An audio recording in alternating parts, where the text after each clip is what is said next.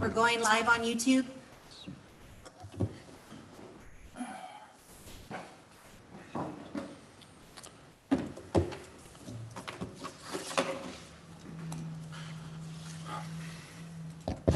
All right, where's that? We're nothing if we're not prompt.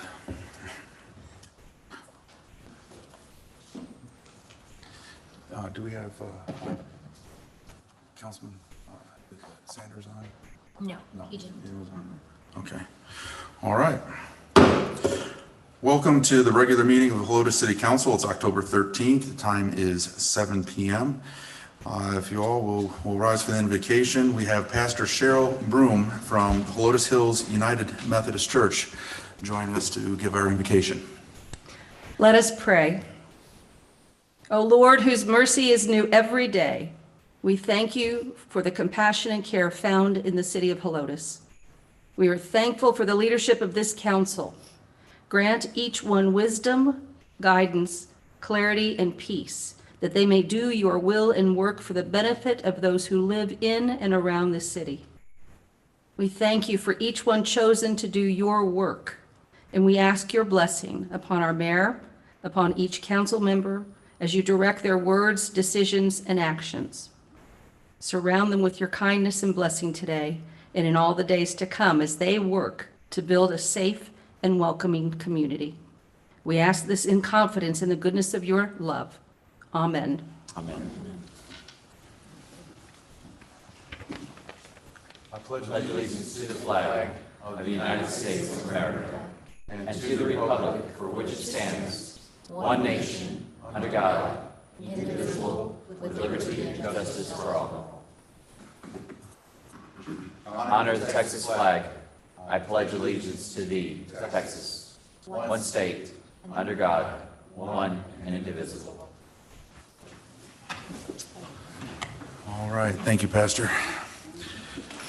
All right, at this time, we are going to have the public hearing to give all interested persons the right to appear and be heard on the request by Texas Grounds LLC for a specific use permit authorizing the use of an existing drive-through facility for a new coffee and bagel restaurant located at 9708 Business Parkway, Suite 128, Helotes, Texas, in the Helotes Town Center, a multi-tenant shopping center on property zone General Business District B3 and identified as BCAD property ID number 1189831. We'll be opening the public hearing at 7:02. Do we have anybody to speak? All right, we will be closing also at 7:02. And at this time, we are going to open the public hearing to give all interested persons the right to appear to be heard on a land use request by Kylan Griffin Fairmount PLLC for a planned unit development establishing Bandera Ranch, a proposed mixed-use commercial and residential project on property zoned General Business District B3 located at 15030 Bandera Road, Helotes, Texas 78023, and identified as BCAD property ID number 242013. We're going to open this public hearing at 7:03 p.m. And we have several people signed up. First, I'd like to invite Mr. Charles James. If you can come up and state your name and your address. And I just want, we're not limited on 3 on public hearing, are we? We are still? Okay, we're still limited on 3 minutes on public hearing. Charles James. I live at 14992 Scenic Loop Road.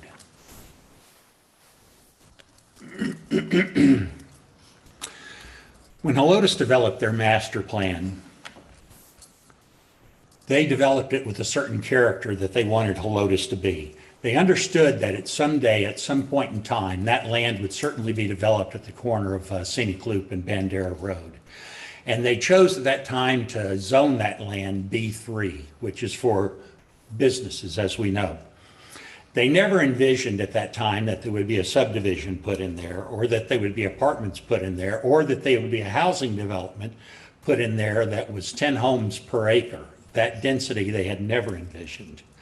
Now we've got a developer coming to the city asking for a zoning change so that they can do that, do a combination of residential and business zoning. P&Z hears this request, and they're to do the heavy lifting for the council. They're to get the answers, they're to get the questions that they have answered, and then make a recommendation to council, an informed recommendation. At the P&Z meeting 2 weeks ago, they asked all the right questions. They even asked questions that I hadn't thought of myself. But the thing is, they didn't get any answers. When they talked about the drainage, the developer said that, well, they would meet all requirements. Well, requirements are a minimum. They're not the optimum. They're not the best solution. They're just a minimum solution. But they said they would meet those. When they talked about traffic, and traffic is going to be a nightmare, their answer to that was that TxDOT will probably do a super intersection there like they've done down at Bill Miller's. Well, that's fine and good for Bandera Road, but the city of Helotes handles Scenic Loop. That's in our jurisdiction, and whatever needs to be done there, we're going to have to do.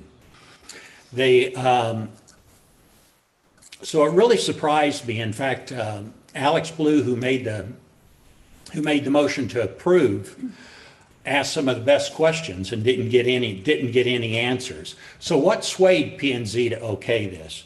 Well, Rich Whitehead spoke at the end, and he told them that they really weren't looking at an up or down vote on the planning and zoning, and I'm certainly paraphrasing him, but that they were looking at the lesser of two evils, that either this plan went in there or a retail development went in there. And at this point in time, I don't know that I would be more likely to go for a retail development in there than I would be 230 homes. A retail development, at least the citizens of Helotes will get something out of it. But the development that they're talking about going in there now, we're not going to get anything out of it but drainage problems, traffic problems, high density problems. We're not going to get anything out of it. So I'd like to see the council to deny the planning and zoning change. There was a reason it was set up at B3. Thank you. Thank you, sir. Next, we have Miss Lisa Pack.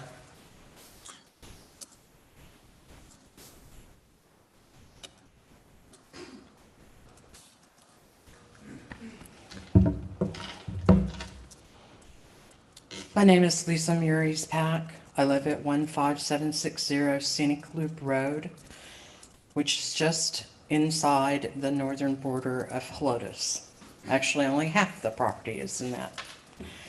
So I'm here to comment on what I heard at the development and planning meeting and the answers that were given, which again were not very clear. But one of the things that the developers suggested is that we look at their other developments out on the south side at Brook City Base and also at Alamo Ranch. So my husband did that. We both did it. They are building developments larger than this, but the roads around that area are two divided 4-lane roads. They're major intersections. They carry major traffic. They are not a 2-lane country road. So it's apples and oranges. And they did not give us a clear idea. Yes, they could route some of the traffic through the front of the property, but if you're going to create a super street at that intersection, you're going to require those residents to pull out on the right, go up, turn around, and come back for them to be able to live in that property. Or you're going to have to put them on Scenic Loop Road. There were other issues that were brought up, and I don't think that we did get clear answers from them. If y'all are going to approve this, and I have ambiguous feelings about big box versus a development, but whichever way we go, some of these issues need to be answered. It needs to be clearer to the citizens how this is going to impact us and how the city of Helotes is going to try to straddle the line between letting us become Leon Valley and trying to keep the rural and more peaceful existence that most of us grew up out here with. So I think that there are issues that should be hammered out before an approval is given. I understand why they want a PUD. I'm not really objecting to that. Mixed use is probably not any worse than Walmart. But on that point, one of the things that you stated and when you talked, Mayor, is that we didn't get rid of Walmart, they walked away. Well, there's no Walmart there. The citizens spoke up and said no, not only no, but hell no. My mother was one of them. So I beg to differ with you on the impact public opinion has on what goes in to any of the properties in Helotes. We care. We came here, we live here, we want a quality of life that we're asking you to support. Thank you for your time. Thank you, Ms. Pack. I appreciate that.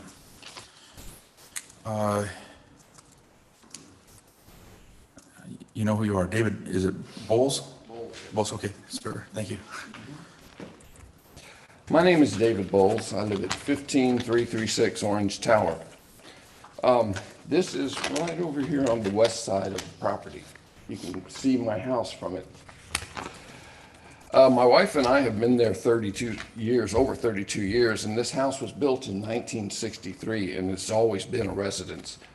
Our property owners, as property owners on the west side of this planned unit development, we knew that someday something would be developed on the 32 acres, but rather than protest the whole development, we feel as a community we should be involved in the project a lot more to make this planned unit development fit in with Helotes's quaint, historic community feel. Helotes needs to keep its individuality, not just an extension from the city of San Antonio. I invited the representatives of the development to meet with the neighbors living on this west side so that they could see what our dilemma was, which is the fact that there are 18 two-story apartments right here next to the property. Even though our land was zoned business back in the 2007 annexation, we are still residential.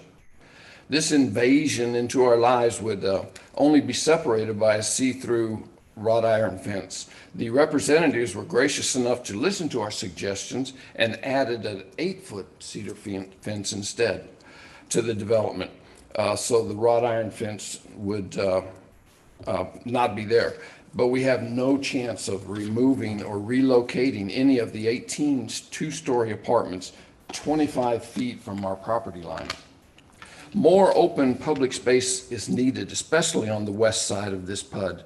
The development planners give the residents on the north side a 100-foot buffer, right over here, from the residents, from the property to the two-story apartments. We as residents on the west side are asking for the same buffer, 100-foot buffer, by removing 12 to 18 of those apartments there.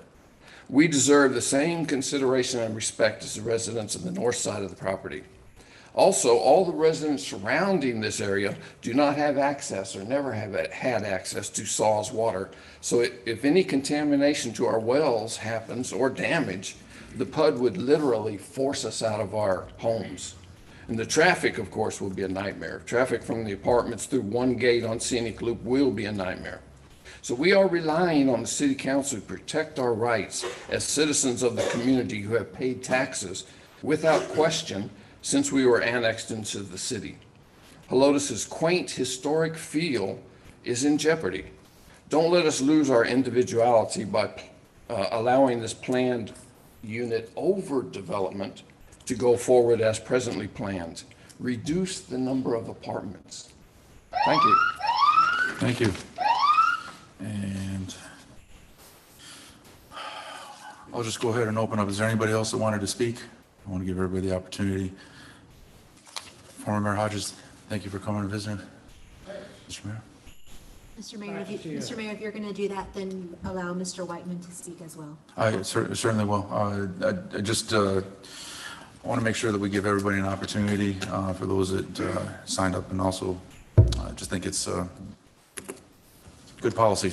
Sir, Good. the floor is yours, sir. I do appreciate it. Having a little experience with... Name and address if you don't mind, please. my name is Steve Hodges. I live at 11725 A FM 1560 North, Helotes, Texas. When I moved out here, it was Route 1. I have this long address. And that was in 1985. One of the reasons we moved out here is because of the large lot subdivisions throughout the city. And when I was on city council and mayor and planning commission, we had a lot of people wanting to develop different tracts of land into small lot subdivision. I've never seen one quite this big where you'd actually have more like 23 houses per acre at 2 cars per household. That's close to 500 cars on a very small tract of land.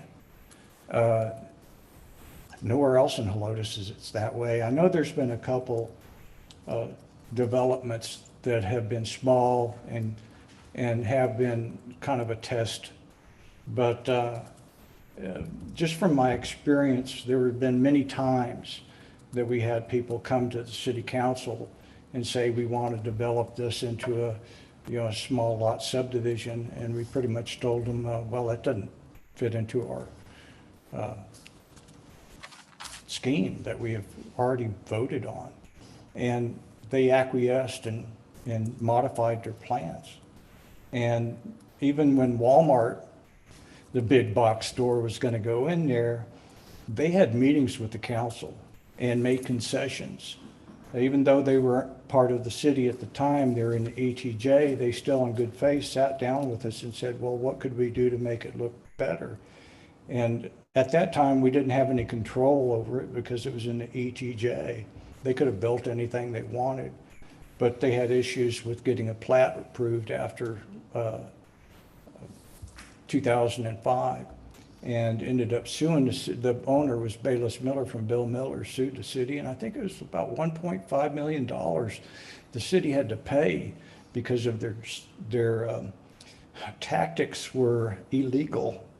And one of the reasons I wasn't the mayor is I said I wouldn't do anything illegal. And unfortunately, the following mayor did. One of the other things I'll just bring up is TxDOT was going to do this kind of construction back in 2006 along Bandera Road. And the mayor said, no, if we don't build it, they won't come. He was trying to keep the small town community still small.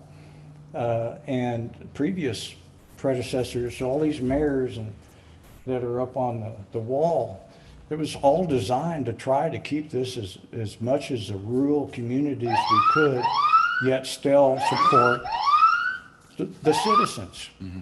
And just because planning and zoning, which I was quite surprised they passed it so quickly, y'all still have all the power in the world to say, wait a minute, this is just too dense. Can you talk to us? Can we sit down and talk about it? If it's not going to be that, it could be. Hate to interrupt you, we hit that was the 3-minute timer on there. Yeah. I thought it was some sort of line. I appreciate it. Thank you, for sir. your time. Thank you.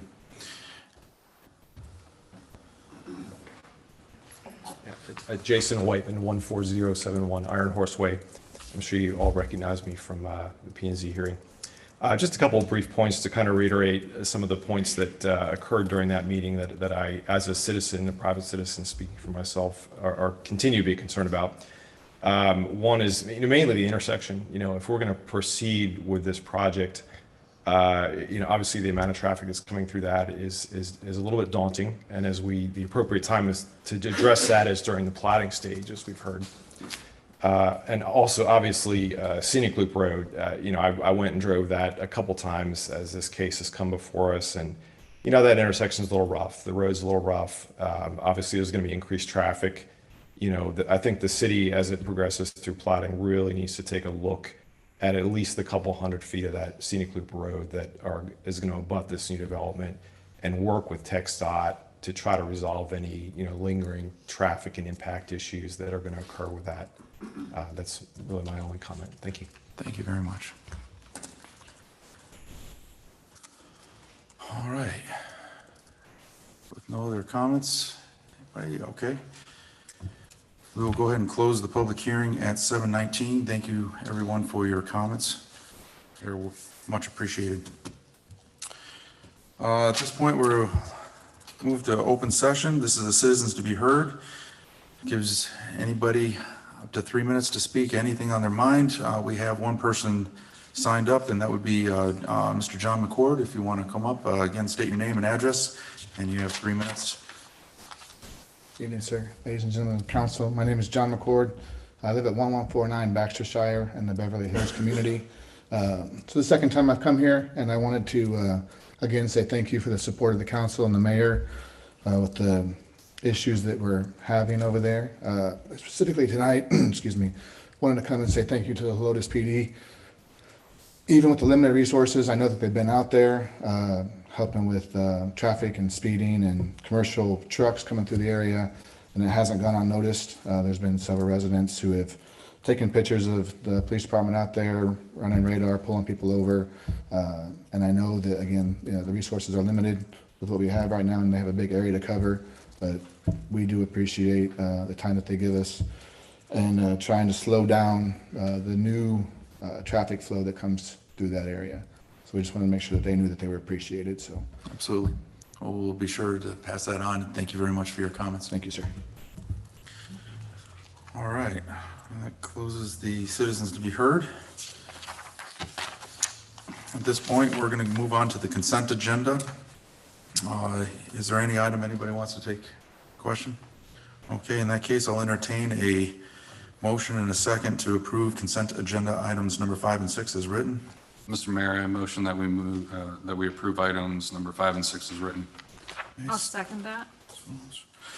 With no discussion needed, all in favor of approving items number 5 and 6 as written, say aye. Aye. All opposed? Motion carries. This time we'll move to the mayor's report. I have several updates. One, I'd like to give recognition to Tony Morato. Is he here by any chance? No. This was an interesting story that came to me. He was a former student of Helotes Elementary and ended up coming back and being a custodian 45 years, finally retired. And somebody sent that bit of information in from the Helotes Elementary, and we just wanted to make mention of that publicly, thank him for his service, and something about Helotes. You get here, you stay here. And Mr. Morato, if you're watching tonight, thank you for your many, many decades of service and living here. Commendable, thank you. Next up, we have the YOLO Texas. I'm sure if you haven't seen it, please do take a look at it. YOLO, you only live once, does an episode showcasing towns around the state of Texas and highlighted them. And thanks to some work on the Economic Development Corporation, we're able to contract to have them come and do a showcase of Helotes. It was a wonderful piece, 30-minute expose on our city and some of the famous spots of our community. It has been very well received. I've received a number of numerous positive feedback on that. And so you can find it on our, you can look at their channel, YOLO Texas, and I think we're episode 4, I believe. We're episode 6. Yeah, 4, Yeah. 6, Yeah, I'm sorry. we're episode 6, and it's also linked on our website as well as in our social media. Excellent. We also had some attendees at the Texas Municipal League Annual Conference. Is there any highlights from that that you'd like to? The first one I want to say is I want to recognize our Public Works Director, Josh Mayer. He was actually a presenter there.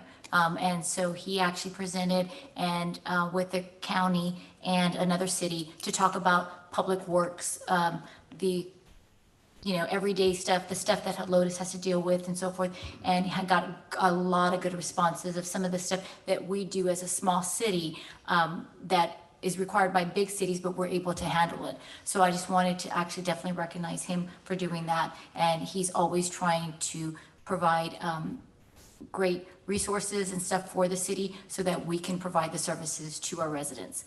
The other one I want to do is to talk about is there's a police accreditation program. It's not a requirement now, but it might be a requirement in the next couple of years, and that's something that we will be talking, the police department will look into to become accredited, so that make sure that they're following all rules, regulations, and forms that something like TML likes to see and so forth. So that's something we're going to strive for in the next 2 years. So we go to, many might fall under continuing education as well as what's new in municipal administration. So we have Texas Municipal League. I personally, the last 2 years have attended the International City Managers Association, their annual conference, where again, we see trends, and sometimes these trends give us ideas, and sometimes they're ideas of what not to do. And so sometimes it's a little scary when you see what the rest of the nation is doing. Nonetheless, moving on, we will be having a town hall meeting concerning Proposition A. I'm sure you've seen some signs or seen things on online or heard your neighbors talking about it. Proposition A is, council has put it up on the ballot for a 1/4% sales tax, and what it will pay for in prioritizing additional police officers. This town hall meeting will be held here on October 20th at 7 p.m.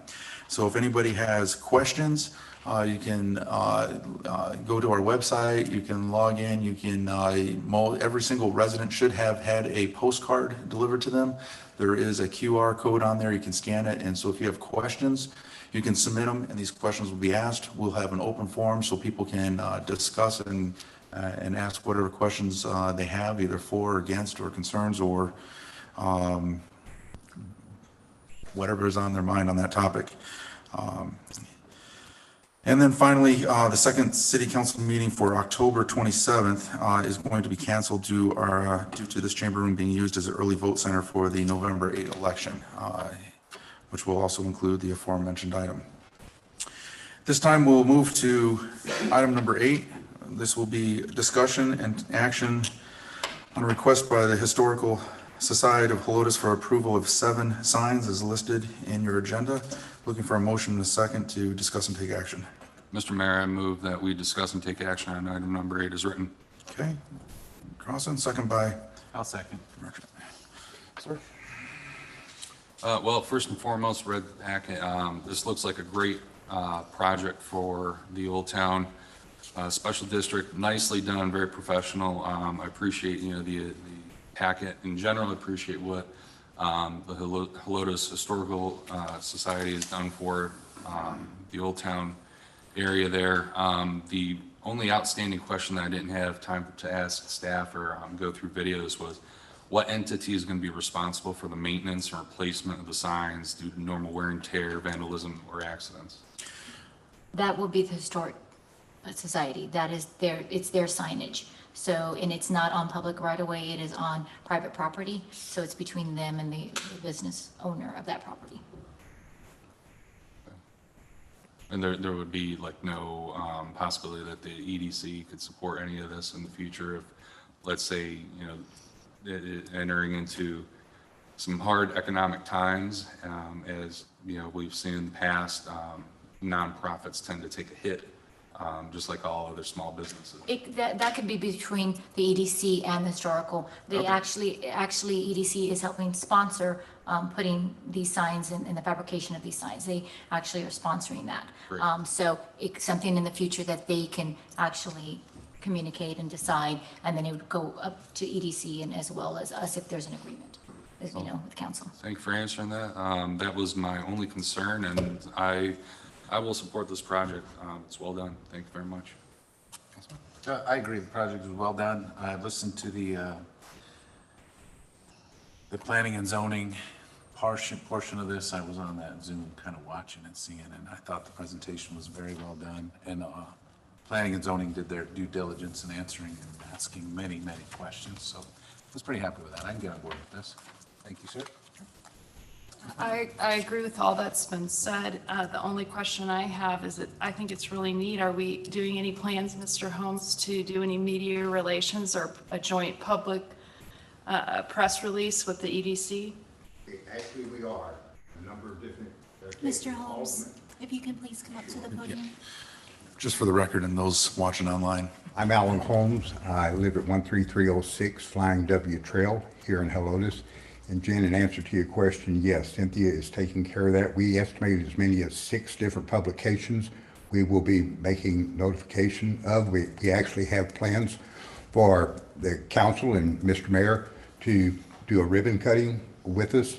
And initially, we're going to have a tour on Marketplace to take people on the tour to show them the actual buildings and things such as that. So yes, in answer to your question, there will be publications announcing what we're doing. What do you mean by marketplace? Do you mean market day? On Marketplace, we're going to advertise that we will have tours, one in the morning and one in the afternoon, to take the citizens that want to attend, obviously, up and down Old Helotes Road, and go to each individual property, and one of us, either Cynthia or myself or one of the other board members, will actually take the folks, show them the building, and in addition to what's the text that's on the sign itself, we'll be providing additional information where the signs are very limited in the space allowed to inform the citizens about the building. But we've got a whole lot more information about each building that we just do not have the room to put on the sign. So we'll be making that tour with as many people as want to walk the tour with us. Like I said, one in the afternoon, or one in the morning and one in the afternoon. Okay, great. Also, Councilmember Stones, we are, as a city, part of Texas Trails. So we actually have highlighted this and put that information, so it will be on their passport to come see Old Town and to visit those sites. That's all I have. Thank you. Mr. Mayor, may I make one more comment? Sure. This project is a joint venture between the Helotes Historical Society as well as the Helotes Economic Development Corporation, and we very much appreciate their support financially and emotional support for what we've done, and we thank them very much for their buy-in to the program. Absolutely. Thank you. All right, with no further discussion, all in favor of approving item number 8 as written, say aye. Aye. All opposed? Motion carries. This brings us to item number 9. Looking for a motion and a second to discuss and take action on a request by Texas Grounds for a specific use permit as written here in item number 9. Mr. Mayor, I'll make a motion that we discuss and take action on item number 9 as written. Motion by Merchant, second by Second. Stones. Sir? So again, I paid very close attention to this one when Mr. Whiteman was hosting the planning and development. They answered a lot of good questions. I don't have any issues with it. Okay. Or any comments. Councilmember? Oh, I took the opportunity to check it out this week because I hadn't gotten back there to see exactly what the drive-through, because there had been one concern on P&Z about the signage. I don't think Jennifer or Phil are here tonight, but basically they're using what was existing there for, I believe it was Panther Cafe. And you have to drive to the right, but there's no signage to do that. So a member of the P&Z had suggested maybe at some point that needs to be revisited. I drove there, I thought it was fairly clear, and I enjoyed my cup of coffee. So I recommend that the council approve this as written. Sir? I have nothing to add. With no additional discussion, all in favor of approving item number 9 as written, say aye. Aye. All opposed? Motion carries.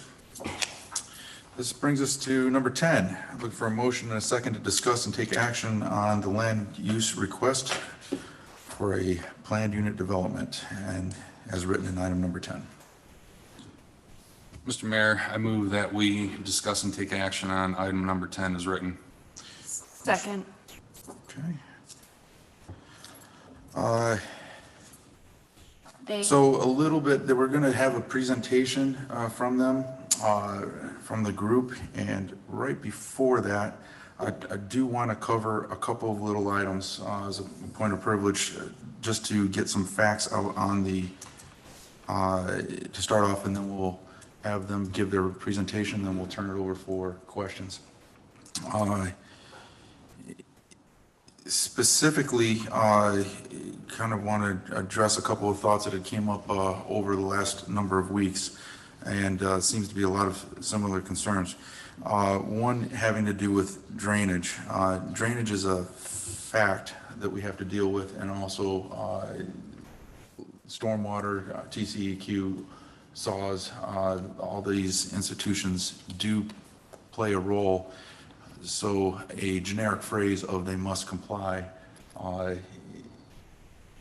while all the specific plans haven't been turned in, because we're still at the front stage of this, when we get into plating, when we get into the specific plans being turned in, they must all comply. But even though we don't have the specifics of that, it cannot cause a drainage problem, it cannot have a runoff problem, it cannot increase drainage or pooling on other properties.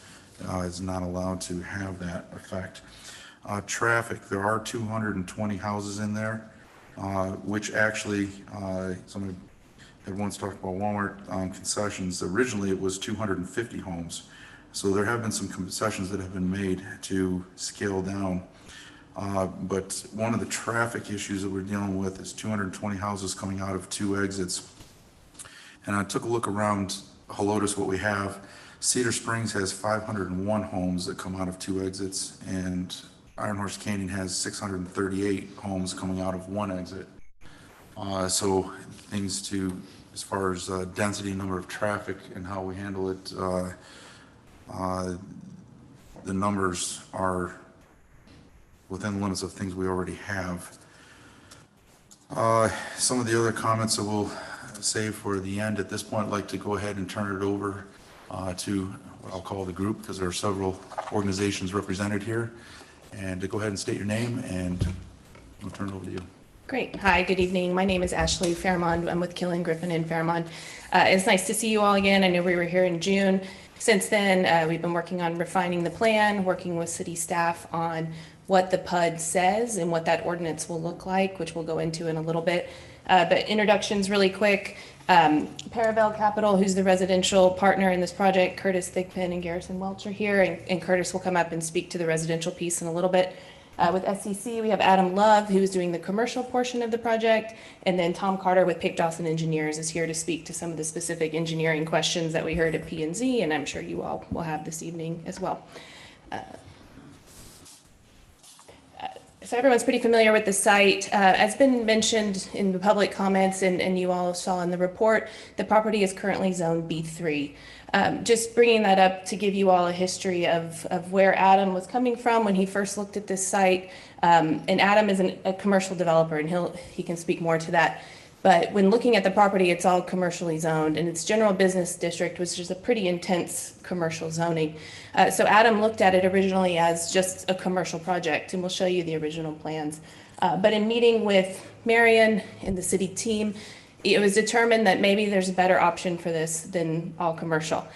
So the B3 standards are pretty minimal, and what we're doing with the commercial piece of our project, and then obviously the residential piece as well, is heightening those standards, giving the city more certainty as to what will go on this property.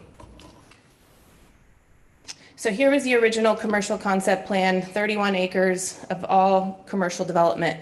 And what that is compared to what we have today is significantly higher impervious cover. Higher lighting is required for this type of development. A sea of parking, basically, as you can see on there, as well as reduced buffers and things that, city staff really challenged us to look at and say, how can you make this better? What is a better project for this property? And so in looking at and adding the residential piece, we were able to reduce a lot of the intensity of what could go on the site. So a reduction of impervious cover by about 20%, which is pretty significant, and then a significant reduction in traffic, lower lighting, and all of those details that we'll go into with the PUD plan. And also with the PUD plan, what we're able to do, like I mentioned, is give certainty. So the ordinance is drafted and was in the agenda packet, outlining exactly what will happen on the site. So as opposed to just complying with city code, we have to comply with city code and the more intense PUD ordinance, which hopefully you all will approve this evening. Adam, I don't know if you want to. Adam Love with SCC Development. As Ashley stated, yeah, we contracted for this property to build a shopping center. That's what we do. We built about 6 million feet around the country in 22 different states. And when we started digging into it, just felt like, meeting with the city felt like it didn't fit. And so that's what, that was the rationale of bringing in Parabel is these guys specialize in more of a boutique type residential component that is not as dense as a typical multifamily development. In fact, a site this big, there were some other groups that we had talked to and they were talking about 350 units and we just shut that down immediately. And another thing that, in my opinion, that reducing the commercial size of this with the PUD plan we have in place is it allows us for us to go after a different type tenant. I think a higher end tenant, more boutique type retail, rather than your standard national big box chain stuff. That's it. Thank you. So from this original plan, worked with city staff, came to you all in June, like I said, with the concept plan. And since then, we've been really working on the PUD piece of that. What are the guarantees that come along with this? So the PUD zoning classification is the written ordinance and it's the site plan. And so both of those things would be hopefully approved by you all and then be what we have to comply with moving forward. So here's the site plan, as you've seen.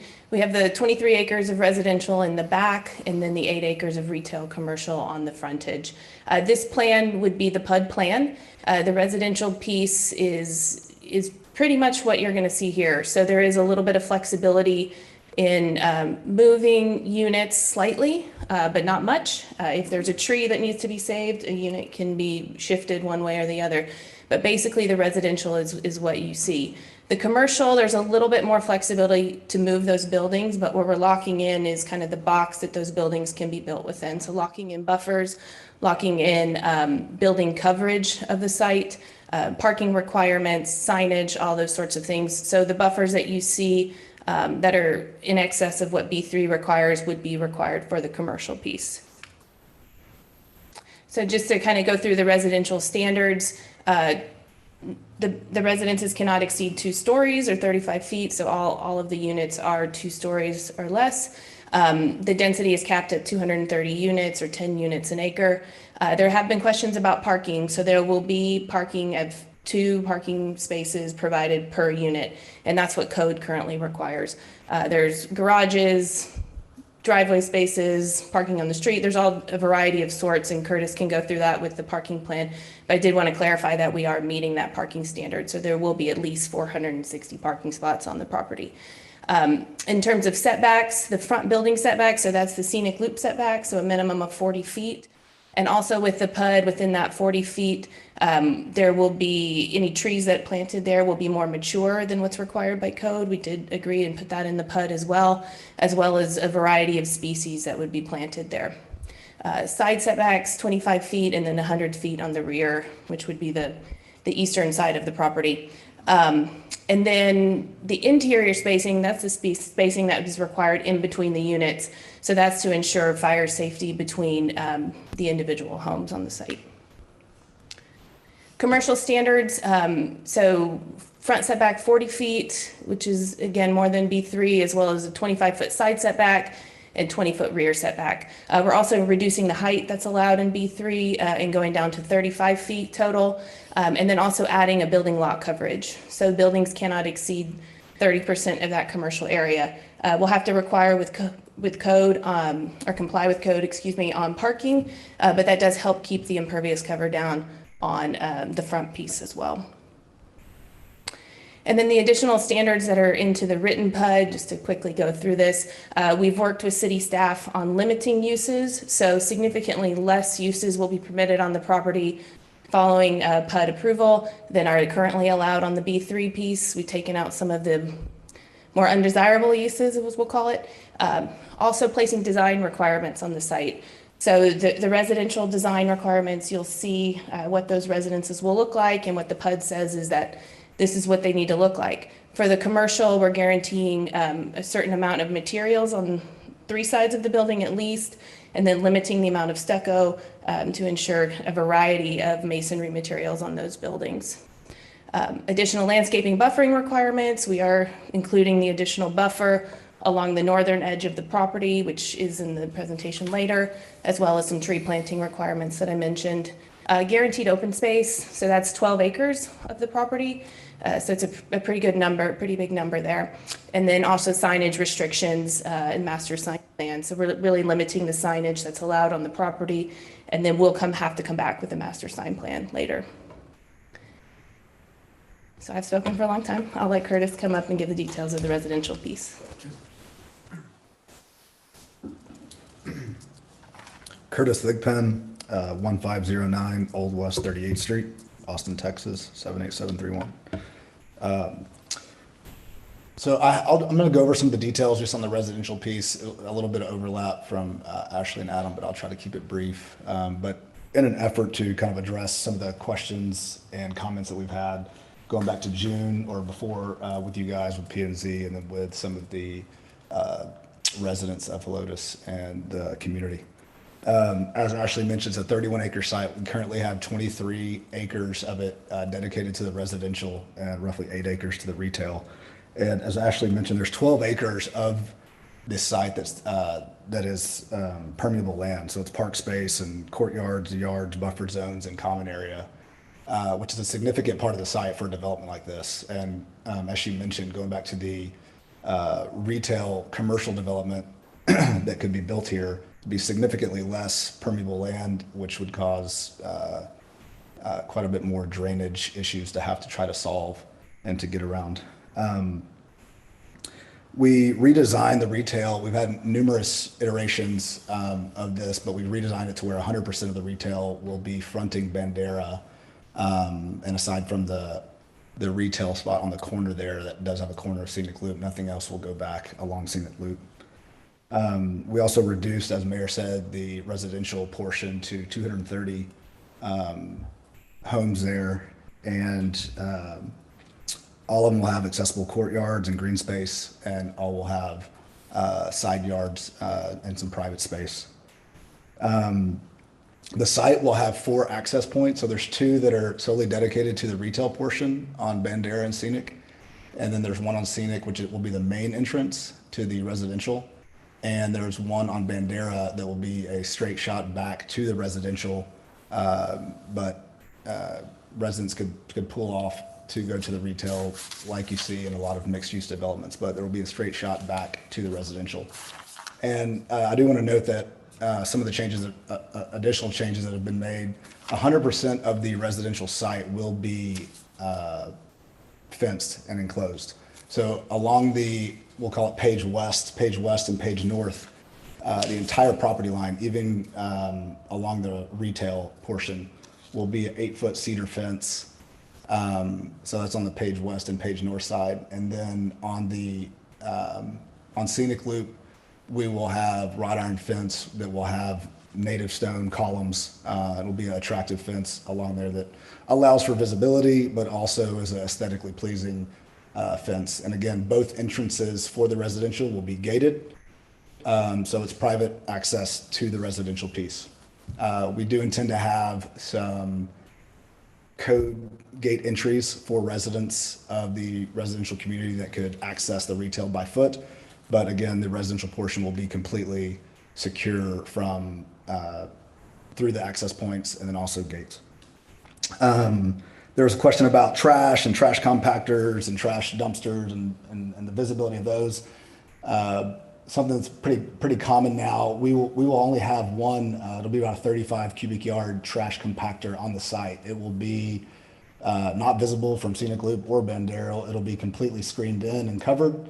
And we'll offer what we call a valet trash service, where you essentially are setting trash outside your door. There's a service that comes around 3 times a week, picks it up, they take it to the compactor. And so it limits the amount of dumpsters on site. It's a lot better amenity for residents. It's a lot easier, a lot more convenient. And aesthetically, you don't have trash trucks coming through the entire site, tearing up the roads, and also you don't have visible dumpsters with garbage falling out. On the design of the building, so we intend for this to be a higher end residential community. It's not going to be, and so there's various designs in here, but as Ashley mentioned, they're 2-story paired homes, they're duplex buildings. We'll have native stone, limestone exteriors with board and batten exteriors, pitch roofs, gridded windows. The interiors will have stainless steel appliances, quartz or granite countertops, recessed lighting, and it'll be pitch ceilings on the second floors, hardwood floors. It'll be an extremely nice finish out. And again, it'll be from a rent perspective in the upper end of the rent spectrum, and we're trying to target a higher end demographic that. In all reality, another question we got and a lot of concern is why are these for rent? We don't want for rent apartments here. We want for sale homes. And the reality is, if we look at numbers as of today, and I think we all know that the world's changing very quickly, and the cost of homes has significantly gone up, and interest rates are skyrocketing. But the cost to own a home today versus 1 year ago is up 100%. And an example of that is you took a $400,000 home for 12 months ago, and interest rates 1 year ago were 3%. A monthly mortgage payment on that house is about $1,530. Today, that same house, just due to appreciation, homes prices have gone up 30%, roughly. It's 20% in some areas, 40% in others. So that home now, that exact same home is $520,000. And with interest rates at 7% today, that mortgage payment's over $3,000 a month for over 100% increase. And so where I'm going with that, regardless of the demographic of profile of the resident, there's going to be a massive need for nicer, high quality for rent residents.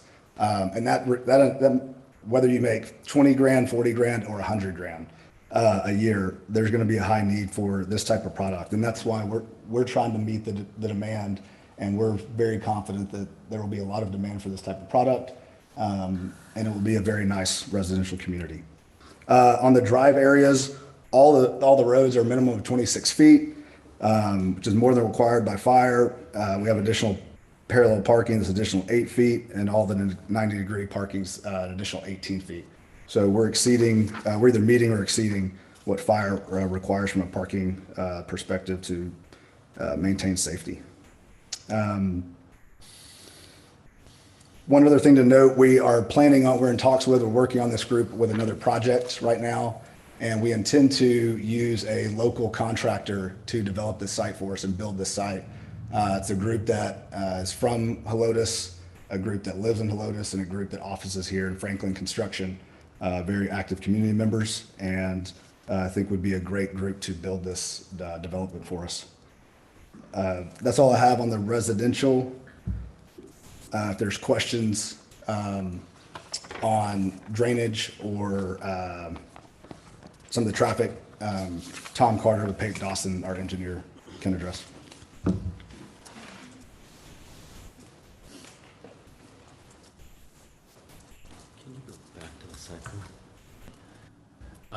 Mayor, Council, I'm Tom Carter with Pate Dawson Engineers, 2000 Northwest Loop 410, San Antonio. So we've kind of heard tonight, about a lot of the same topics, drainage, traffic, other things.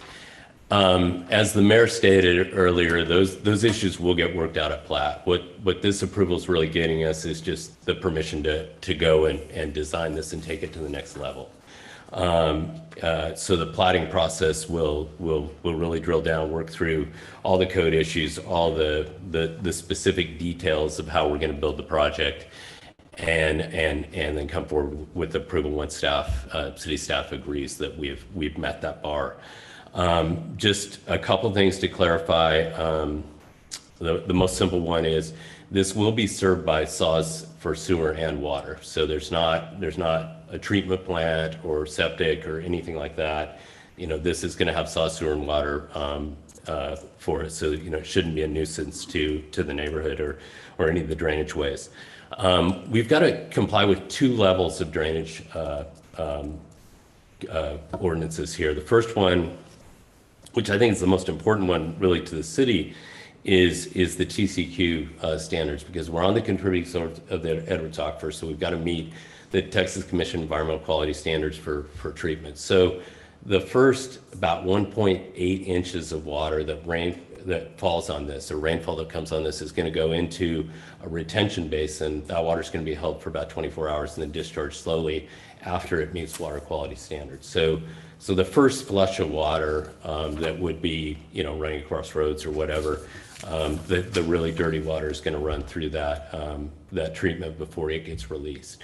And then larger storms than that, up to a 100-year event, will be captured in a larger detention basin and discharged during the storm, but at a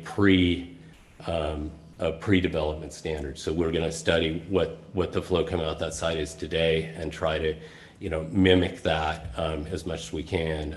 We won't be diverting water. It really actually drains in 3 different directions. A small amount drains towards the intersection at Scenic Loop and Bender Road.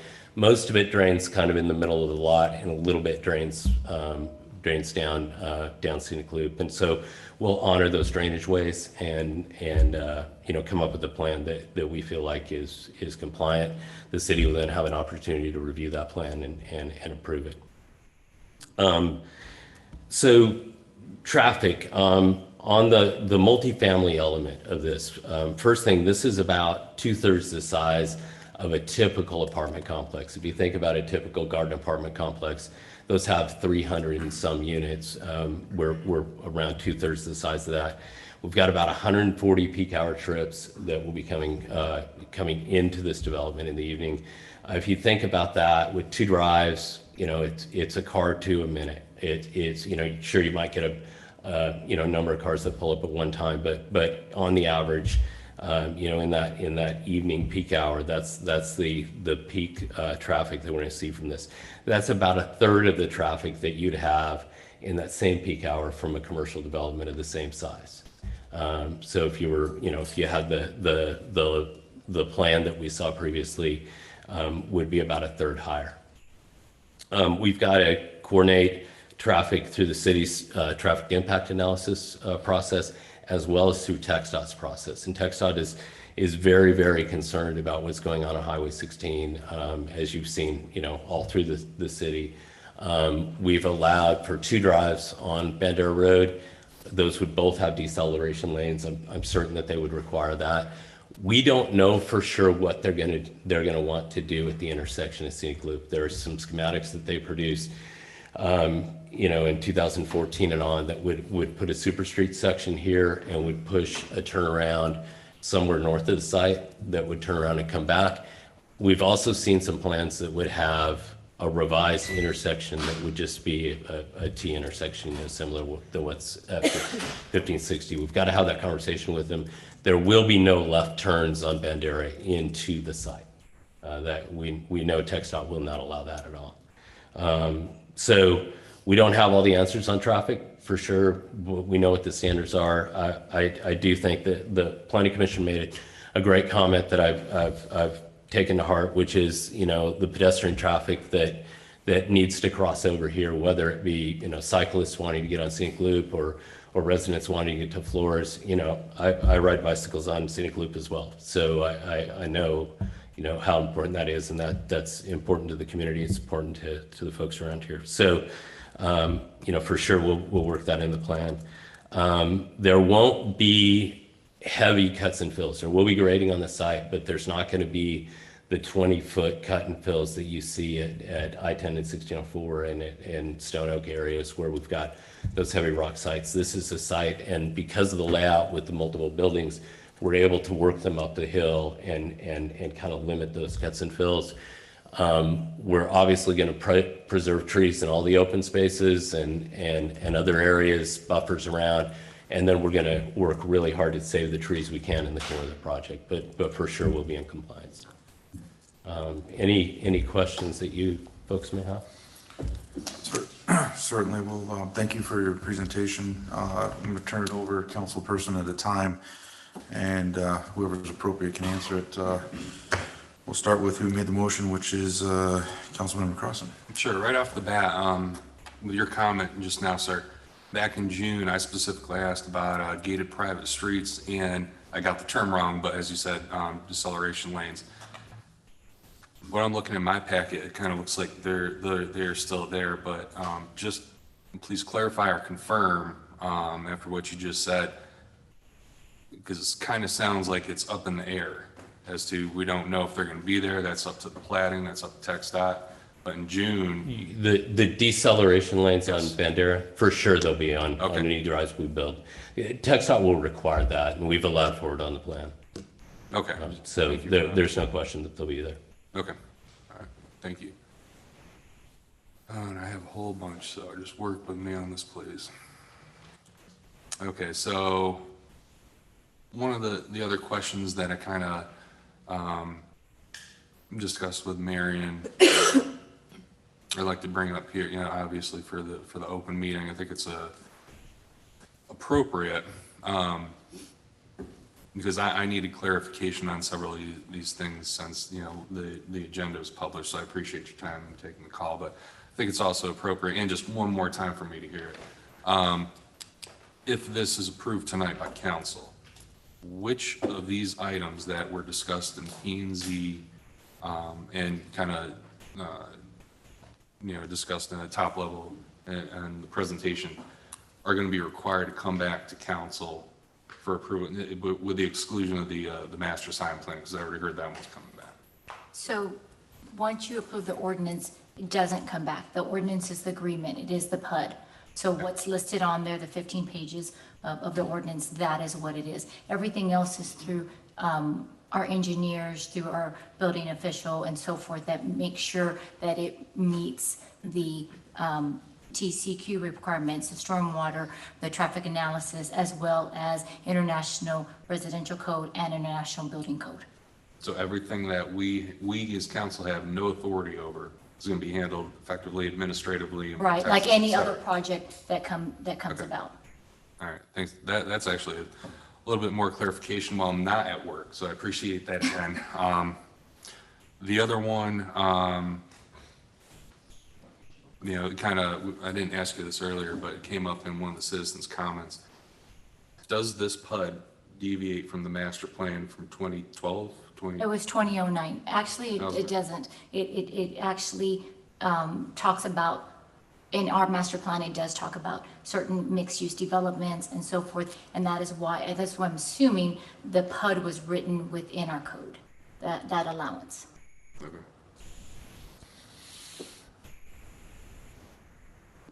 And then as a concern, because yeah, I mean, you know, we have taxpayers here, and we actually have you know, citizens, a lot more citizens than I think we had back in June.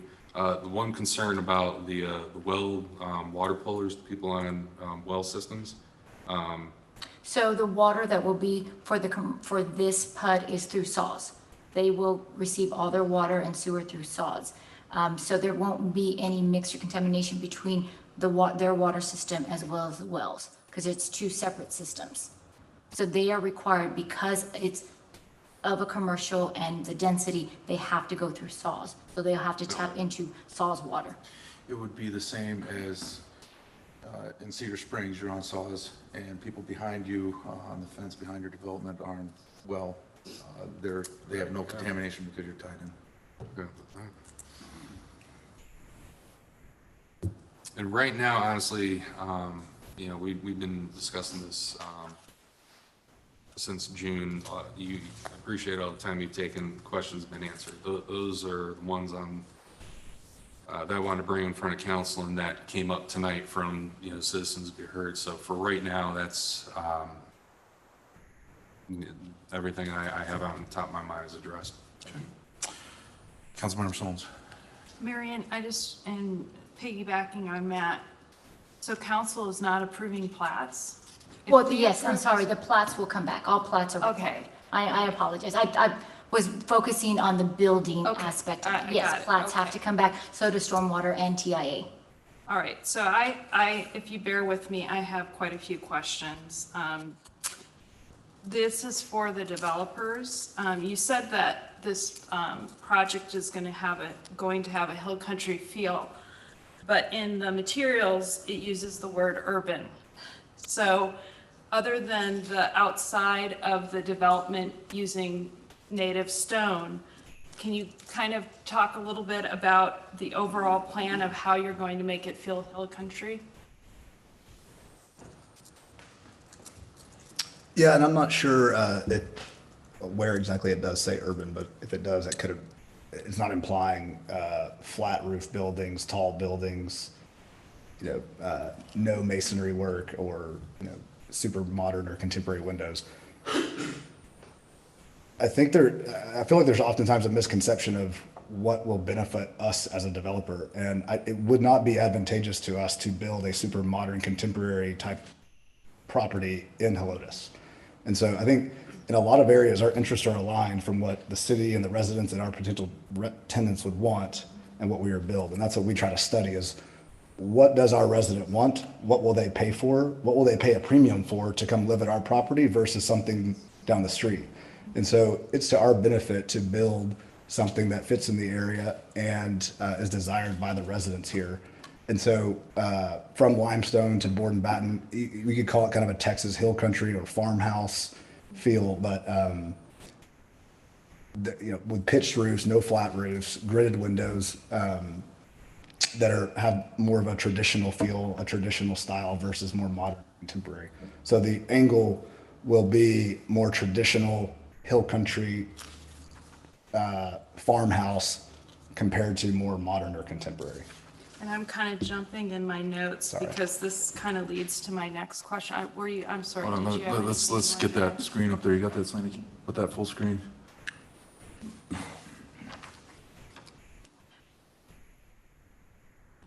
Did you have No, I didn't have anything else to add? Okay, what happened there?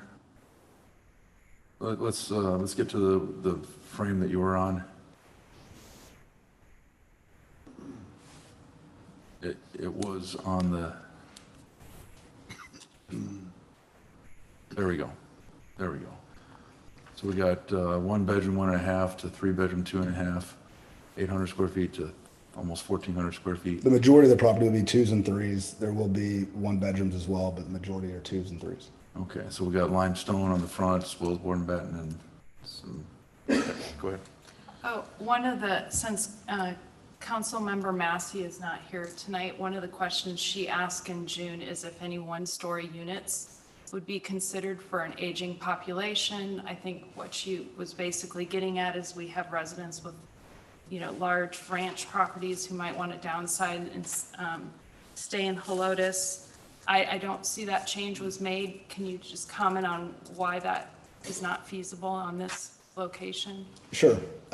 So we're to build a lot of one-story homes or, even a portion of the site, there would probably be a target demographic to be more of an active adult community, which this is not. And that's a very popular trend right now. There's a lot of for-purpose built active adult communities that are one-story and everything's ADA compliant. For this site, and at the end of the day, this is a business for us. It has to be economically feasible for us to even be able to make this work. And at 230 units, it's pretty much the minimum density that we can deal with. And so when we start doing 1 stories, the site becomes less dense. And so all the units are still 2 stories. There are no 1-story buildings. So it sounds like that's just not going to work with your bottom line then. Correct. One of the things about hill country that I know a lot of citizens, this came up in the citizen comments at P&Z, is our trees, our oaks. And there are several heritage oaks on that site. I did get a chance to go to some of the sites that the citizen mentioned earlier. One of them in particular in Alamo Ranch area did a good job of having mature oaks left rather than, the easy thing is to just bulldoze down the site. But can you talk a little bit? I think the engineer touched on this. Can you just talk a little bit about what you're thinking? Because that really gives a hill country feel to save as many of those trees as you can. I'll take it for a second and. Can you try to use the microphone, please? Saving the trees, we all recognize, I think Curtis would agree, we recognize that brings value to the project. And you can't save every tree. Right. But, we like to go out there, usually very early we'll get out with an arborist and actually go look at the specimen trees and identify which trees, are the ones that are very healthy. They've got a long life left in them. That may not be the biggest tree on the site. The biggest tree on the site may be in decline, but there may be some really nice, big, healthy trees. And we'll try to lay out the site plan in such a manner that we can work around those trees and save them. And that Almond Ranch site, we had a really high level of care on that site to try to save. There were a handful of trees that we worked really hard to make sure we could save. And we do the same here. There's the large heritage oaks that you talk about. They bring extreme value to the properties.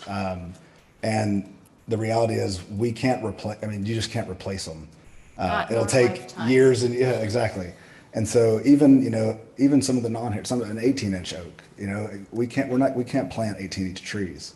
And so, that is something that we can't guarantee it, but that is something that we would go out of our way and put forth a lot of effort and potentially design buildings around to save a tree that like we're talking about. So what I hear you saying, and I just want to, is that our citizens, and they want these, as many of these trees saved, but it's a win-win for you because if this is a higher end development, it would behoove you to try to work and save as many as you can. That's right. Checking off here, thank you for bearing with me.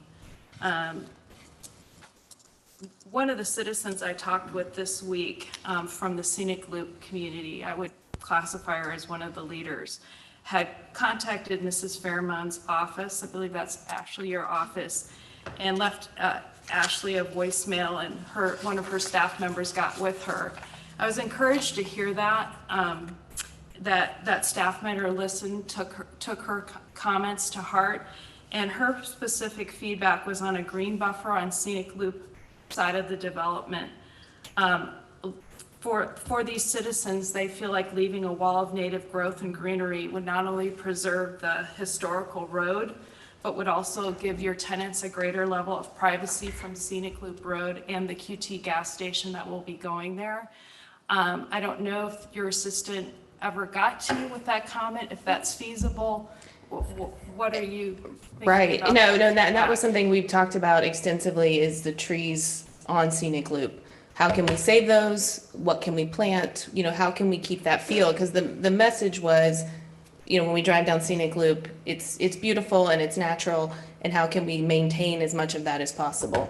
And so this plan here does show some additional plantings in front of the unit, in front of those few units on Scenic Loop. So you can see those trees, and kind of what that means is enhanced landscaping for purposes of the PUD plan.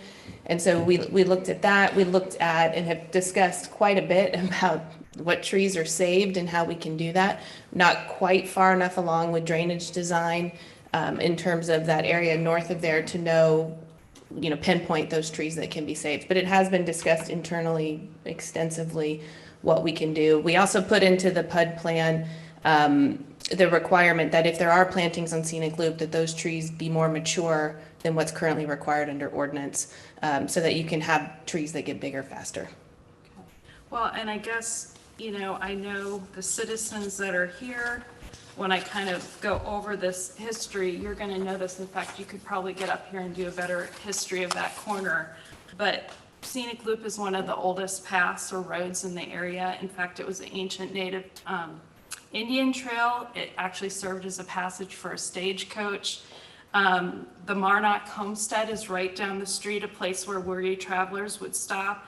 It still stands today. In fact, it's the oldest structure within the city limits of Helotes. And as was mentioned before, when you turn onto Scenic Loop, it's like the transition into hill country. It was called magical at P&Z. I don't know as if I would use that term magical, but I drove it today, and it really, that corner transitions you into just beautiful hill country scenery. So just I would encourage, I guess, is there a person you have on staff, if this does pass, that is going to be a community liaison? And if so, if it passes, I want to get the name and number of that person. As this moves forward, that you can continue, like with the cedar fence, these are all very positive things that you're working with the community and really trying to address their concerns. Yeah, absolutely. And we can talk about who that will be, but I mean, I office here and we're happy to continue to be the liaison and contact person moving forward. Even if we decide there's a different person internally who's going to do that, city staff has my contact information in my office, and we're always happy to talk with anybody who has concerns. And I think the spirit of this individual that I talked to this week, who is a leader in that area, is that as much as you can, if it passes, transition, make it a smooth transition. And I don't want to start getting into micromanaging what that looks like, but just keep that to heart and to mind. And just another thing, the QT gas station earlier this year, I was not on council when that happened, but I do think on some level, I know it was a big blow to some people in that community. We're not happy about it going in. But one of the things that QT did do is they voluntarily pulled button signs off of Scenic Loop Road. There was no city ordinance to make that required them to do that, but they did it as a good faith effort because of that sensitivity of that Scenic Loop Road.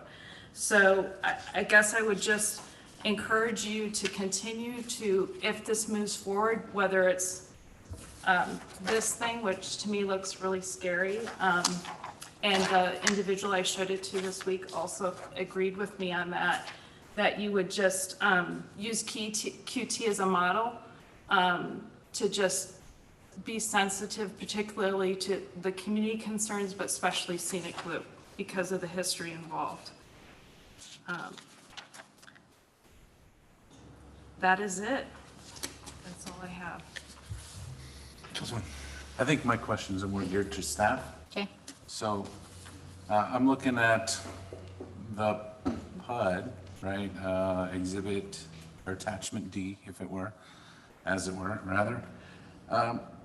And I'm glad Frank's here because can you explain to me in simplest forms what sections 7, 8, and 9 talk about? Of the memo or? Attachment D, section 7, 8, and 9. So we're looking at,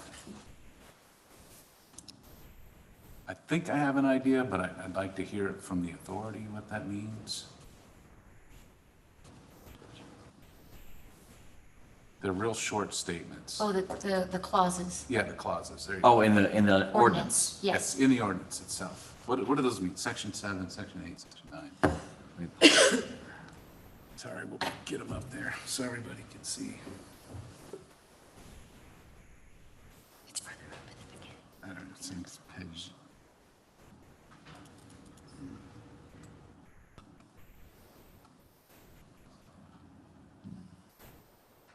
It's the continuation clause, the repealer clause, and Okay, I just found it, I think. Sorry, yeah, the repealer clause, the continuation clause. I thought I found the ordinance. 6. That's landscaping standards. I'm not even close. This is so long, it's hard to find them all. It might be in the top, right? So.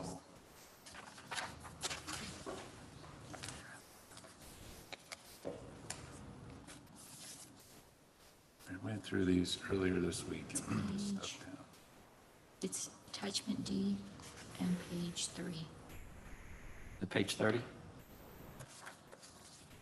Is that where it is? Page 30? Ah, okay. Oh, that's not it. So the section 7 continuation clause, it basically means that if there is nothing in this ordinance that affects a current code, that current code stays in effect. For example. In other words, if we have an ordinance and it requires something and this does not particularly address it, that requirement still stands. That's correct. Okay, so, okay. Section 8, the repealer clause, basically states that if there's any ordinance or resolution, and this is standard language that we put in all ordinances, but if there's any other ordinance or resolution that the council has ever adopted that is in conflict with this ordinance, ordinance overrules that ordinance that may be in conflict. So, like ordinance that says homes have to be on half-acre lots. I don't even know if that exists, but I'm just throwing that out there. Well, what I think what he's saying is if we future made an ordinance that would make that project out of compliance, it's grandfathered in essentially. No, that's separate. This basically states the request that they're making for the PUD allows for this type of development. It is basically the ability for the council to negotiate exactly what they'd like to have in this development, as opposed to a strict zoning classification where if it's C3, commercial 3, and anything that falls into a C3 category can go in this location. Here with a PUD, it's specific. It is a specific use that must comply with these provisions. And the repealer clause is a standard basically saying that if there's anything in conflict with any ordinance, this ordinance will overrule that. For this project. For this project. So example, Just for this project. the use table that's listed here. Right. In B3, there's 179 uses. In this ordinance, there's less than 75. Right, we've eliminated. Right, we eliminated so that those would, as the developer said, undesirable or not up the upscale type of businesses, they cannot place here. Gotcha. Okay. Thank you, sir. Sure. And the severability clause basically states that if there's any section of the ordinance that's found in violation of the law, but the remainder of the sections are still valid, then the ordinance still is applicable for those remaining sections that have now not been found in violation of the law. Okay. I appreciate that clarification. Okay, so the next question, does Helotes, because we talked a lot about drainage, right? We rely on TCQ. TCQ. And our engineers that. And the engineers. So Correct. we do not have a detention basin requirement. The city does not. Well. We they do. rely on. No, no. Well, they have to go through a stormwater plan. So what basically it is that whatever water that is there now that leaves the property, no more than that can leave with this development. So right now, how the property is, if there's water leaving it, whatever percentage that is, they can't have more water leave that. So they might require a detention pond. They might require other improvements on the land to ensure with the bill that no more water leaves that property. And that's in the plan, Mr. Engineer, right? To add that kind of, I mean, I see it on the picture. There's a detention pond there. Yes, and I think to be clear, Helotes doesn't have a water quality ordinance. They have a stormwater detention ordinance. TCQ has a water quality standards. So if you think about, that it's clean and not carrying mud and silt, that's the TCQ standard. If you think about floodwater running down the street, that's the city detention ordinance. So they're two separate things, And we but have they. a city detention ordinance? Yes. You have a city detention ordinance, Okay. but you don't have a water quality ordinance, but the two work together to manage the water off the site. Right, we're required to follow TCQ, and anything that's developed here is required to follow TCQ. Right, and we'll obviously make sure that they meet Yes. those standards. Okay. All right, did I have one more? Then I am, building heavy machinery. How deep are your wells, sir? Mine is, let's see, about 300 feet. Okay, so probably those big machines are not gonna disturb that 300-foot well. If it was a 25-foot well, it would disturb that well. Gotcha, okay. Thank you. I had one more comment I forgot. Is that okay? Sure, go ahead. I'll make it quick. One of the comments that one of the P&Z commissioners made was that he would rather have these individual units for sale. And I just wanted to clarify that even if these are individual residential units for sale, they are going, for property owners, they're going to be rental units. The only difference is you're going to have multiple landlords, not one landlord.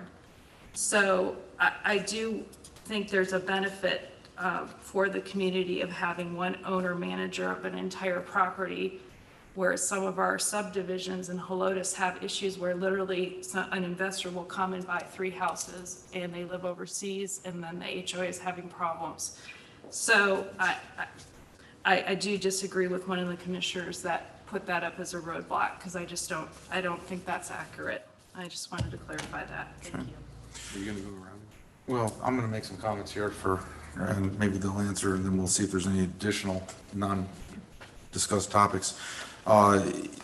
This project is on-site management, so owner has on-site management, I guess presumably at the common areas, the club, pool house area, rental office area. So this goes to the point that you were saying, you have one landlord as opposed to, if they were sold, you'd have maybe 200 landlords, which with limited accountability. Here we do have one owner for point of accountability for whatever issues the city may have as far as maintenance of standards.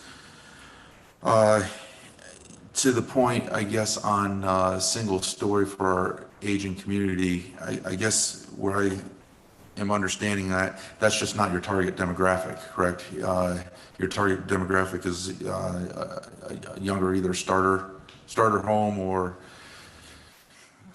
like my children when they get out of college, if they want to live here and be able to afford it, affordable housing, but young family is the typical demographic, is that correct?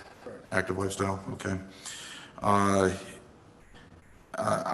actually sat on the master plan development in 2009 when I was a councilman, and to speak to some of the issues on that, that was a multi-year process developing that document, painstaking meetings, and having sat on that in each one of those meetings, Eddie, you remember, we tried our best to be able to have an encompassing document that would prepare for, much like our Constitution for the United States. You don't know what's going to come down. We want to give the framework to best handle and provide general direction and guidance, some limitations. And of course, what arose from that was our, sign ordinances and basically everything that we have that governs our city and development out of there. But as I go through my mind and recalling everything that we went through in that, the idea was to create an atmosphere that would provide the opportunities and the amenities that our community needs. And that is more in line on the commercial side with the mom and pop stores or some of the smaller, as opposed to big box development. I think back as I overlay that experience on top of what happened right before I got on council, which was the Walmart debacle. And this is probably my biggest concern. The Walmart issue at its heart was it was zoned for Walmart, but the people didn't want it. For whatever reasons, the council decided, this is the short version, we're going to deny it. So yes, the people's voice did matter to the person that made that comment, but the problem is that ended up costing us $1.5 million, because you can't tell somebody not to build something when it's zoned for it. And that is a costly event for our city, which is why I'm concerned about the alternative. I know what the community, and we're talking hundreds of people showing up not wanting big box. Vast majority of those people still live here. Large scale, massive parking lots, big lights, big signs, is the one common thing that I've heard the citizens of Helotes say they don't want. So the chair on P&Z, when they voted, stated sometimes the point of government is to choose the lesser of two evils. It's been brought up that that is my position, and that's kind of what I'm looking at here, is that what best, if we don't approve this, then what comes in its place? And then we'll say, why don't we do what we could to stop what comes in its place? So these are the thoughts that are on my mind when I'm contemplating this project. I do want to say one other item that came up. And we covered the saws, traffic jams. Okay, I guess that's about it. Quick brief comments. We'll start on this side. Any additional thoughts? So, yeah, I kind of do have a couple of additional thoughts, right? So we have, this PUD is very broad and allows for a lot of flexibility here. It seems to me, and the reason I say that is because we have a more robust sign ordinance than we do with this ordinance here. I mean, that sign ordinance is 60 pages just for a sign. This is much more than just a sign here. However, very flexible in your design, very flexible. And this PUD allows for that flexibility, so I have appreciation for that. Yeah, that's what I have.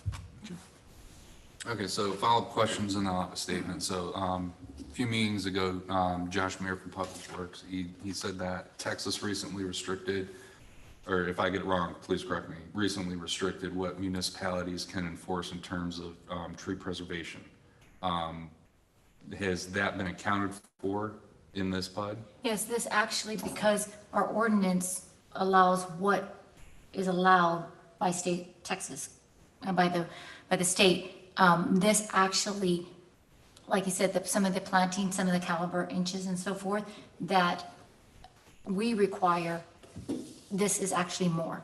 Like they're bigger trees that are being placed on and so forth. So we did place that was placed within this ordinance. That's something that after the P&Z, they actually went back and looked at it and became, so that bigger trees, more landscaping buffers and so forth are placed on there. So in certain requirements, if in the commercial, especially commercial area, you don't need to have that buffer if it backs up into a residential, a commercial. You know, there is no setback, there's no buffer required. And they are providing buffers along that, in that area. Okay, thank you. And so, yeah, I'll just, summarize my, months of thought with this. I don't think I actually told you, but across from your fire station where you work, I forget the property name, but that huge development that was just that one house that had all the artwork in the front. So at the time, I was on the Vance Jackson Neighborhood Association. I was the VP of that. That developer actually approached us before they went to council over in San Antonio. And they worked with us. They were worried about what 8,000 people were going to do. And I actually got it in the deed or something over there that if they were going to change any of their plans, they would come to the association first within the next 25 years if it still exists. To move it to multifamily, because as you well know, in Vance Jackson and that strip, that was going to, protest in the street. And then you go down south on Vance Jackson, you have those garden homes there at that intersection. They didn't care. They didn't work with us at all. I think they showed up as a courtesy, sent an email, and basically sent us packing. So, since this was brought up and it's had media attention, not one person has contacted. Other than a friend down the street from me, with any substantive questions, and I mean, like, hey, councilman, let's sit down, let's discuss this. I mean, you'll get questions here and there as you pass by. I'll call them questions of opportunity, right?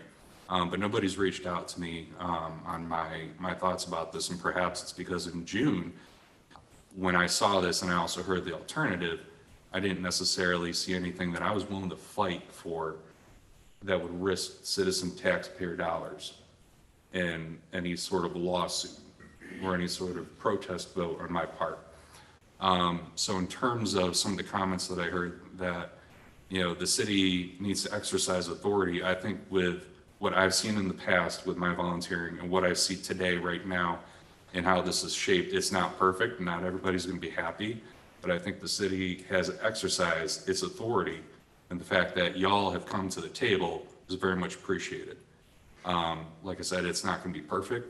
I've not shied away from one hard vote yet, to my recollection. So there's nothing outside of, anything that comes back from the state agencies or anything that we don't have authority over that would preclude me from opposing this. Thank you. Final comments? I guess I just piggyback again after what you've said, is I only had people contact me who were for it. And I asked them if they would be willing to come and speak for it, and they were a little sheepish to do that. And I can't say I blame them. Usually if people are for something, usually it's the against who come. I reached out to the people who were opposed to it to talk to them. Nobody contacted me. And the people I talked to, you know, nobody wanted QT there. But again, like you said, I'm not willing to spend $1.5 million to keep a gas station from a corner. And so I think this is the better choice of the two. But I guess I just would underscore my earlier comments that the developers continue to work with citizens. Friends of mine in development in San Antonio said they kind of fall into camps. There's the developers that come in and just do what they want, sell it to someone else, and they're gone. And then there's the developers that really want to work with citizens. And I think I'm starting to see that you're going to be that kind of developer, and I challenge you to continue to do that. Okay. I guess I'll close up with this, and that is that in the discussion has been standards, just to meet the minimum standards, and desires or requests have been said, can we have them exceed standards? As Marion pointed out, they have exceeded the standard for buffers, they've exceeded the standard for the trees, and they have exceeded the standard for total parking spaces, while also decreasing the amount of impervious cover, another key component of the 2009 master plan development. It's important to note that planning and zoning recommended approval with a vote of 4-2, and that's where it comes to us. So at this point, there's no other comments. We'll go for a vote. All in favor of approving item number 10 as written, say aye. Aye. Aye. All opposed? Motion carries. At this point, we will entertain a motion and a second to discuss and take action on item number 11 as written. Mr. Go ahead. Mr. Mayor, I move that we discuss and take action on item number 11 as written. Sones, and would you I'll like a second. Okay. Okay, this is a request by Edward Villanueva for approval of a variance to Municipal Code of Ordinances, Chapter 18, Buildings and Building Regulations, Section 1812, the International Business Building Code, particularly for access control gates. We have one vehicular access gate which will encroach on the required setback 20 feet from the property line at Dominion Commercial Management LLC, doing business as Owens Law Firm. This is at 14237 Old Bandera Road. Let's see. Councilmember Stones, do you have any questions? Is Mr. Villanueva, oh, you are. Yes. There you are. Would you mind, I just have a few quick questions. No problem. Thank you. What is the reason for putting up the gate? Security mainly. As we have experienced more or increased traffic for market days, we've got more people wanting to come on the property on the weekends when the tenant is operational. You know, he needs the space. So I'd like to keep the public off the space. Despite us putting cones to block it off, they move it. Concerts, the traffic has increased for concerts as well.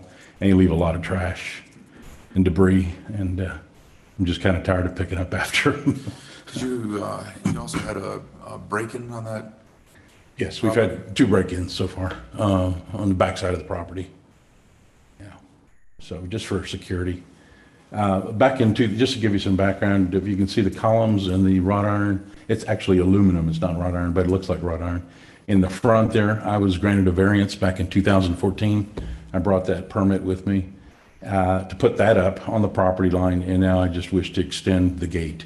Again, only now it's just because there's increased traffic and security concerns. And I want to make it look like that other photo, similar to that. The other property is Mike Young's, that one right there. So, but my gate will probably be more of a rollback type and not a double section, it'll slide inside the property. Okay, so it doesn't extend. It into won't the go sidewalk. out, no, Okay. no. And the reason for the variance is because the 20-foot setback would push that gate, really occupy a vast majority of that parking lot. Too far into the parking lot, right. So a rolling gate would be a non-intrusive and Right. Okay. Right. Yeah. Now, all I've got to do, I've got to bring some electricity to to the asphalt to make it powered, unless I go solar, but I'm thinking more electricity. Okay. Yeah. All right, well, I had 3, you knocked 2 out, thank you for that. You know, I appreciate you submitting this the way you did, the packet looks good and very informational. Obviously been down that area, know it. So we've granted variances similar to this in the past. One of the concerns was, when we did that, part of the justification was, that the modifications to the plan allotted for, you know, trailer beds on trucks, and that was it. So just to, I don't think I've ever seen one, but just to get that question out there, your current tenant, do they have commercial vehicles that would prohibit the flow of traffic, No. such as like a law? Okay. No. So, No, sir. So law. It's a law firm, yeah. yeah, so that's it, okay. Yeah. That's the only question I had. Sir? Questions answered. Thank you for showing up. Yeah, sure. Thank you. With no more questions, all in favor of approving item number 11 as written, say aye. Aye. All opposed, say nay. Motion carries. Thank you. Thank you. And with that, we will adjourn this evening's meeting. The time is 8:40.